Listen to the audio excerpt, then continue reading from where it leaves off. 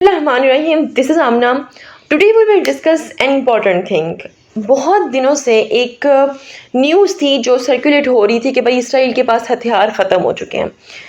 Students, एक चीज़ तो fact है जो आपको पता है कि इसराइल जो सा है वो यूएस के बगैर कुछ भी नहीं है. पूरी की पूरी सपोर्ट जो उसको मिल रही है वो अमेरिका की तरफ से मिल रही है.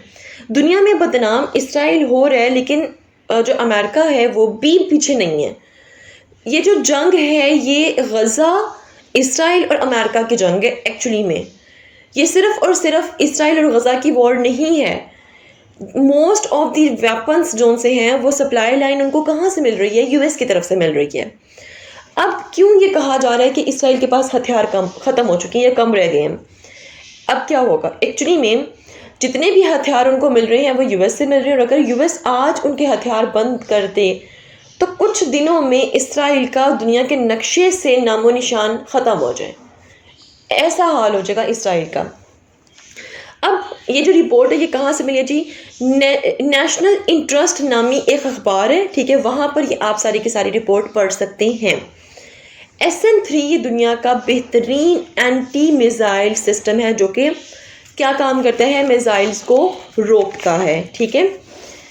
ये अमेरिका के पास इसका जो स्टॉक है वो तकरीबन ना होने के बराबर रह चुका है.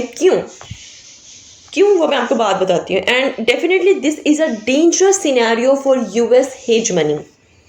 ये मैं नहीं कह रही हूँ, ये खुद अमेरिका का मीडिया कह रहा है. देखें, जो एक सिंगल SN3 है ना वो यूज़ होता है by the US Navy cost $28 million. मतलब एक SN3 जब फायर होता है वो अमेरिका को पड़ता है $28 मिलियन का. अब ईरान क्या करता है? ईरान जो सा है वो एक सस्ता मिज़ाइल जो सा है वो फेंकता है तकरीबन $40,000 का, ठीक है. लेकिन उसको रोकने के लिए उनका $28 मिलियन का मिज़ाइल फायर होगा, ठीक है. Washington only produces 12 SN3 missile per year. एक साल में सिर्फ और सिर्फ 12 SN3 मिज़ाइल वो बनाता है, क्योंकि ये बहुत महंगे होते हैं. अब अगर ईरान फ़र्ज़ करें सिर्फ शुगल मेले में कोई 200 मिज़ाइल दागे, ठीक है, तो फ़र्ज़ करें कि ये SN3 जोन से निकलते हैं उनको रोकने के लिए, तो कितनी इफ़ेक्ट होगी उनकी इकोनॉमी और कहाँ पे बचेंगे उनके पास ये मतलब रोकने वाले missiles. So this is a vulnerable situation for the America, और मज़ीद आगे सिचुएशन वल्नरेबल होती जाएगी क्योंकि जंग रुकने वाली नहीं है अब. और मज़ीद हथियारों की, इस तरह के हथियारों की कमी जो सी है वो अमेरिका के पास होती जाएगी. इसराइली फ़ौज के लिए जनूबी लेबनान में घुसने की कोशिश जो सी है वो भी नाकाम हो गई है. नाकामियाँ उनको भी मिल रही हैं. अब इसकी जो डिटेल है कि इसराइली फ़ौजी किस तरह जनूबी लेबनान में घुसे वो मैं आपको बाद में बताऊंगी. लेकिन सिर्फ मुसलमान इफ़ेक्ट नहीं हो रहे हैं, सिर्फ मुसलमान शहीद नहीं हो रहे हैं.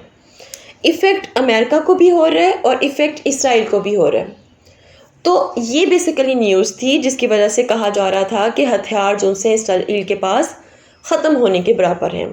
If you have any question, do write your question comment section below and hit the like and subscribe button if you haven't yet. मिलते हैं नेक्स्ट हॉट इशू के साथ. Until then, मुझे अपनी दुआ में याद रखिएगा. Stay tuned and अल्लाह हाफ़िज़.